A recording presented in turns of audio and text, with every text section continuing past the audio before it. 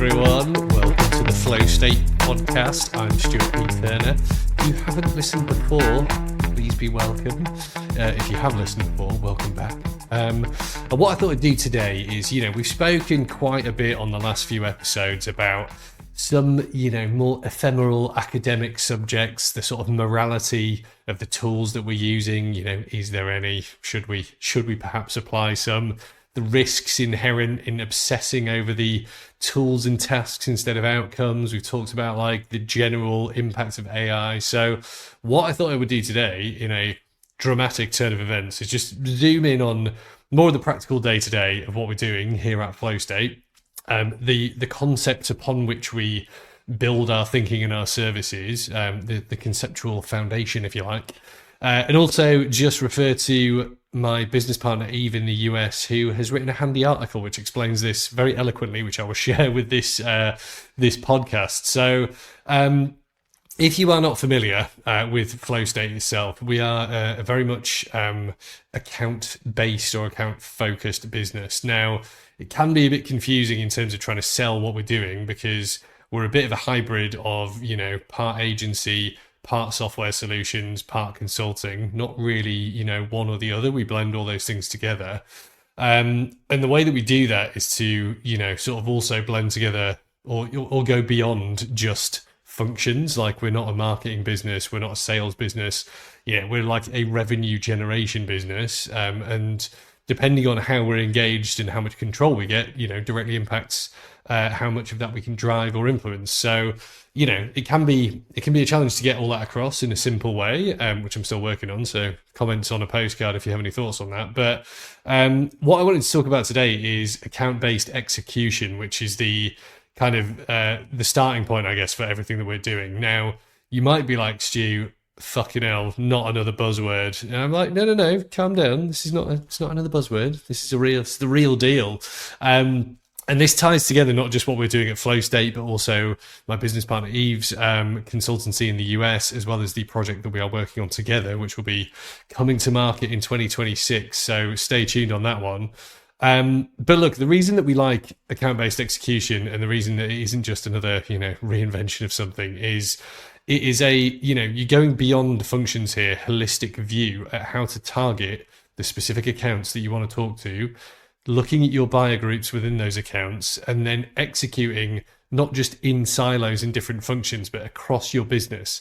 So it's nowhere near as complicated as it sounds. It's very simple, but as I said, it isn't just looking at any one function or any one tactic. It is looking end to end at how you generate revenue in your business, and then activating all the different bits and pieces that we need and making sure that people collaborate effectively across the entire customer journey, and everyone has a clear line of sight as to how they're actually contributing, which ironically you often don't, right? And I've been reading a load of articles this week about this, about the risks now inherent in sales because AI is getting pushed everywhere, but it actually just lies its way through to perform better, or the issues of huge wastage in marketing because of the incredible amount of click farms and spam that are just trying to make ad dollars out of clicking on your adverts, right?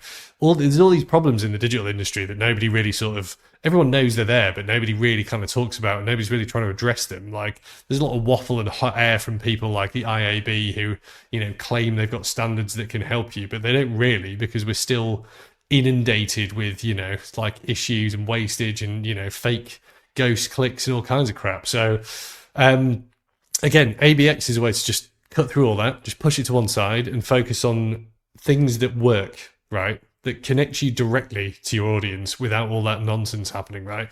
Then you can go back upstream and you can make sure that it's working effectively. So that's what I want to talk about today. And as I mentioned, the reason that I want to talk about that is because that is how Flow State itself operates. That's how we build our solutions. And the reason it's really relevant down here in this here wonderful region, Asia Pacific, is because we, in the growth, sort of space, if you're a marketer, you're a salesperson, you're anything in between, whatever, often have to wear a large number of hats, right? Because our region, is kind of really concentrated in some respects and incredibly diverse and not concentrated in some others.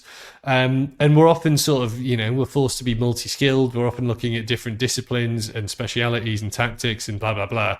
So, Eve over in the US, like she might be working with teams that are highly specialized. There might be loads of people who can cover a lot of these bases. Down here, typically it'll be, much fewer people covering all those bases together, right? So that makes ABX even more useful because it just cuts through a lot of the noise and allows you to really focus on what's moving the needle from a revenue perspective. So look, a lot of the chat about this, and you may have heard the sort of, the trends coming out of like the US, Europe, and people being like, oh, is it just a rebrand of ABM? And you're like, well, no, it's not. It's a completely different discipline to ABM.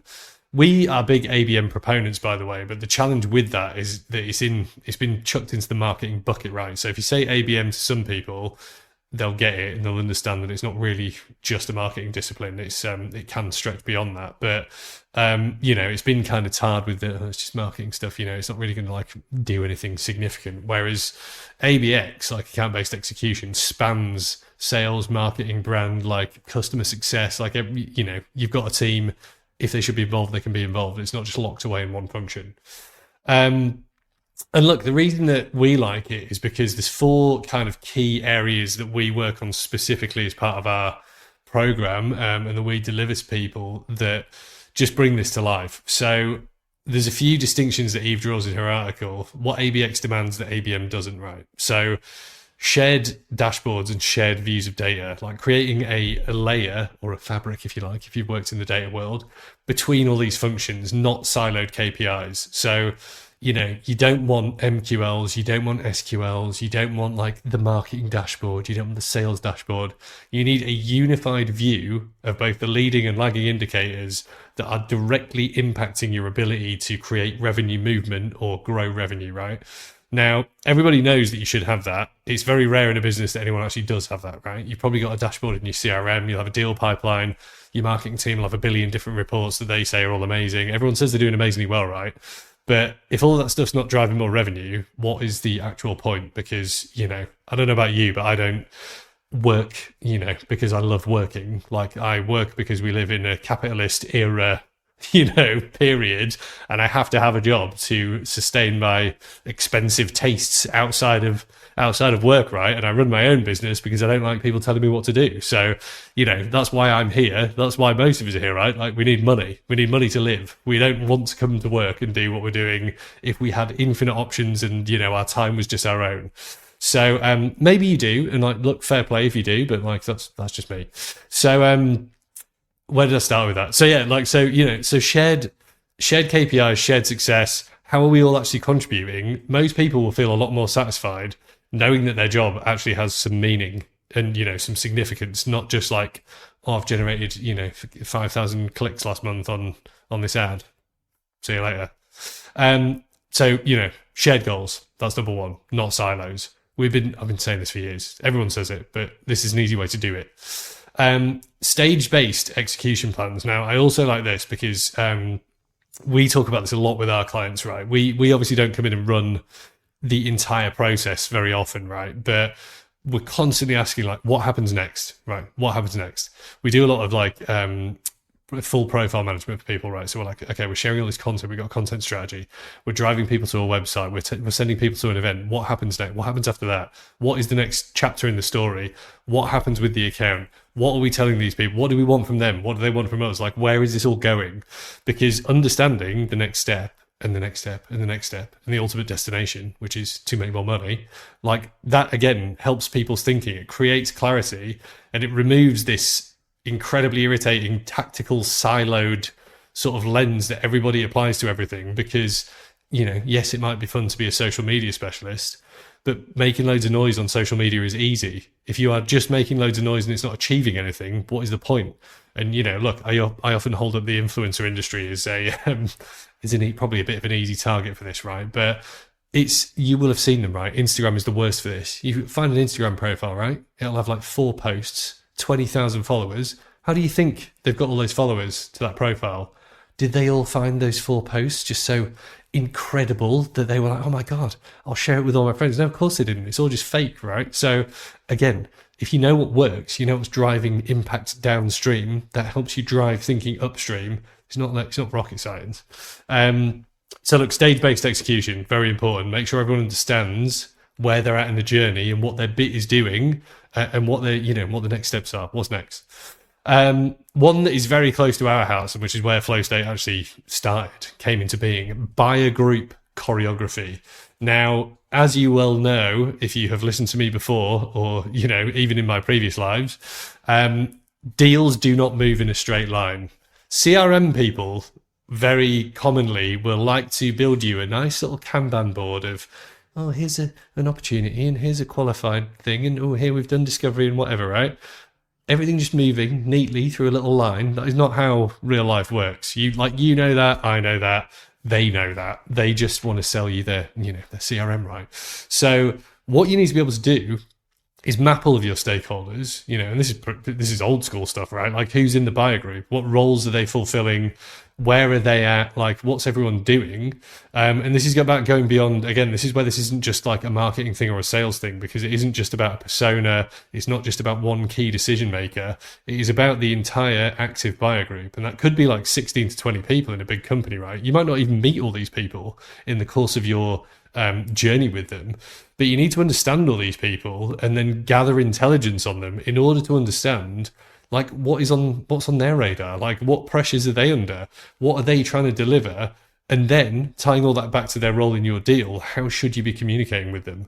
And look, as you well know, like, I know this from the sometimes very thankless task of selling what we're doing here, right?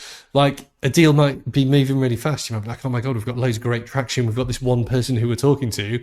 Then you suddenly realize that this person's been like bigging themselves up for like months to you. They don't have any decision-making power whatsoever. And suddenly their boss is back from holiday and they're like, what the hell are you doing? Like, who are these people? Then suddenly you got to restart the process, right? So your deal's not moving forward anymore. It's moved backwards.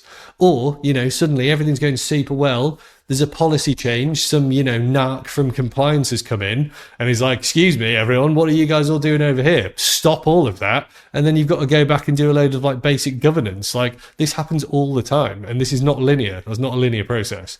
However, if you are mapping your buying groups correctly and you understand the dance, and where we all fit in and how things might happen and when they might happen, you're prepared. You've got a good feel for this stuff. You're going to be ready when this happens. You can even preempt some of these things, right? And you'll have a much better idea of how to manage your deal pipeline if you have all this information. And what we're working towards is, just building this real-time view of this stuff, right? Where triggering changes in your decision making, suddenly the compliance person's back, right? And you're like, oh my God, we thought we could get away with it. But no, now we've got to go through like a big form and find a load of information about our business. If you can get that information straight away, you can act on it faster. This isn't rocket science stuff, right? And then the final point, which I really like about this is, enablement built for action, not awareness. So as I mentioned at the start, very easy to generate awareness if you know how to make enough noise in the right spaces. But that doesn't necessarily help anyone, right? Like, noise and awareness doesn't help. Engagement with what you are doing helps, and that's what gets things moving, and that's what unsticks deals, right? So if you're not engaging with people actively, you're not talking to them, you're not supporting them, you're not enabling them to do their jobs, and this is particularly relevant if you're towards the the middle or sort of well, actually, no, forget that. It's relevant all the way through, relevant all the way through the customer journey, right? There's a load of jobs that people in buyer groups need to do that they don't need, me for, right? And my challenge as, the owner of Flow State, right, is I need to provide them with as much information as I can that they can find out about whether we're relevant, are we interesting, do we sound like we know what we're doing, like, are we a big enough, are we too small, are we a big enough business for them to even work with? If I can make all that available, I'm making their job easier, right? I am enabling them to take action, not just be aware of me. Where most companies fall over and spend huge amounts of money is only on awareness. They're not enabling their buyer groups and their decision makers to actually take action on their side, which is what gets you down to consideration faster and down to a deal discussion. So look, those four areas are super important. Like, we spend a ton of time in those areas. Like, that's where we have delivered, I would say, like, the most value. And obviously it's where, Eve's focusing a lot in the US, but those things, shared goals and objectives, not siloed KPIs, stage-based execution plans, buyer group choreography, and enablement for action, not just for awareness. Super important.